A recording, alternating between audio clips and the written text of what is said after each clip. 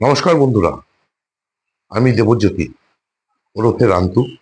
আপনারা দেখছেন রান্তুর ছাদ বাগান। আমি আপনাদের সামনে আজকে আমার যে তিনটি অ্যাডেনিয়াম গাছ আছে, যাকে আমরা মরু গোলাপ বলি, এই তিনটি গাছ এবছর মানে আর কিছুদিন পর থেকে ফুল দেওয়ার যোগ্য হয়ে উঠবে। এছাড়া আমার কাছে আরো কিছু অ্যাডেনিয়াম গাছ আছে, যেগুলি এবছর ফুল দিলেও দিতে পারে, তবে আমি সহজে ফুল নিচ্ছি না। ওই গাছগুলো খুবই ছোট, আমি ওর গ্রোথের দিকে মন দিয়েছি, যার জন্য আমি ওভাবেই তার পরিচর্যা করি। আমার কাছে যে তিনটি অ্যাডেনিয়াম ফুল আছে, যে আপনাদের সামনে তুলে ধরেছি, এটা সিঙ্গেল ভ্যারাইটি। এটা নার্সারি থেকে বলেছিল ডাবল ভ্যারাইটি, জানি না কি হবে। আর এটা হচ্ছে সিঙ্গেল ভ্যারাইটি। এই গাছটি এবং এই গাছটি গত বছর প্রচুর ফুল ফুটেছিল। আমি জানুয়ারির শেষের দিকে গাছগুলোকে রিপোর্ট করে দিই, এবং রিপোর্টের ভিডিও যেহেতু আমার কাছে শ্যুট করা নেই, আপনাদের সামনে বর্তমানে তুলে ধরতে পারছি না।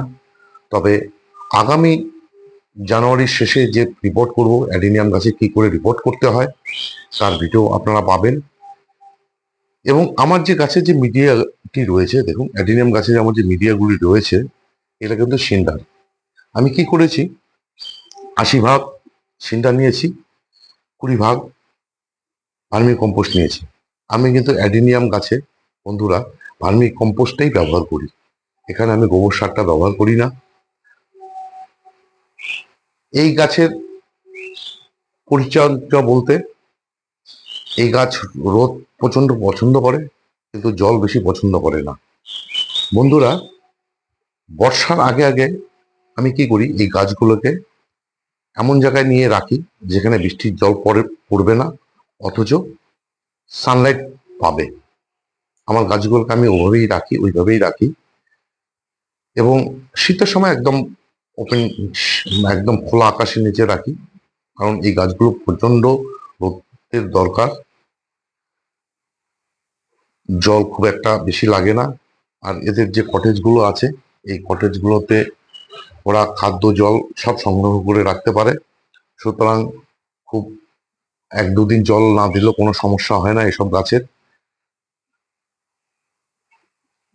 এবার আসি, আমি এই গাছগুলোকে কি পরিচর্যা করি, মানে কি খাবার দেই, কি ওষুধ দেই, এসব নিয়ে আলোচনা আপনাদের সামনে তুলে ধরছি।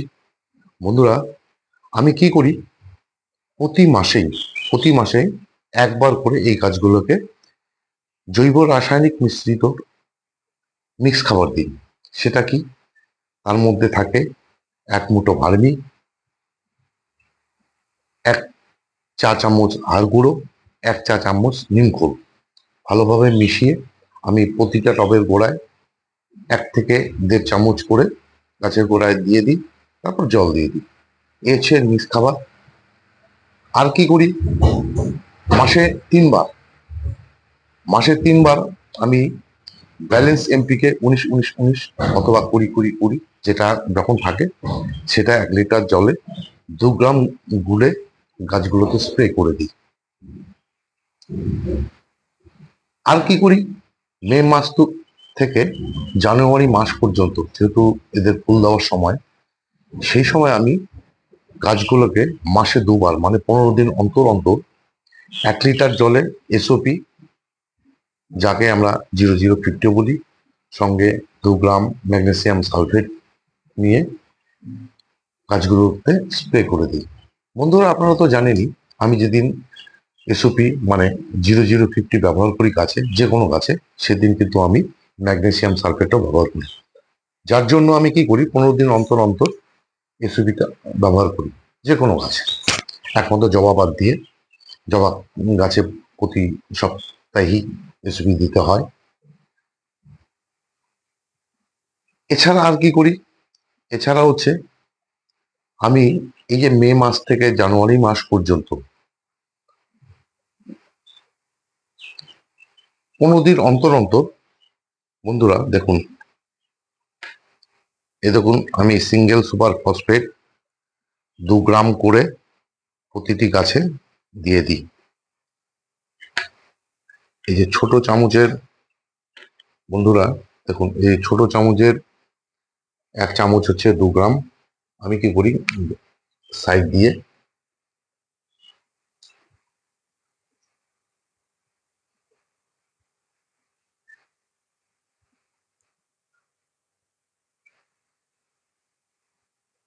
এই যে দিয়ে দিই।